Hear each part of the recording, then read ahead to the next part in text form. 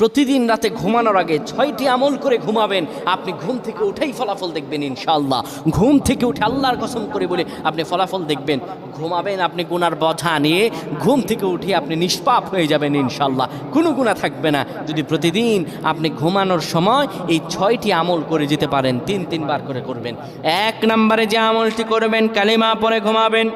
2 নম্বরে দুরূদ শরীফ পড়ে ঘুমালে মৃত্যুর পর দুরূদ শরীফ হবে তার জন্য সুপারিশকারী। দুরূদ শরীফ পড়ে ঘুমাবেন, দুরূদ শরীফ পড়বেন। 3 নম্বরে ঘুমের দোয়া পড়বেন। ঘুমের দোয়া পড়ে যদি ঘুমাতে পারেন, সারা রাত ইবাদত করার সওয়াব আল্লাহ আমল নামায় দিয়ে দিবেন। 4 নম্বরে আয়াতুল কুরসি পড়ে ঘুমাবেন। আয়াতুল কুরসি পড়ে কেউ যদি ঘুমায়, ফেরেশতারা তাকে সারা রাত পাহারা দেয়। ফেরেশতারা তাকে সারা রাত পাহারা দেয়। আয়াতুল কুরসি পড়ে ঘুমাবেন।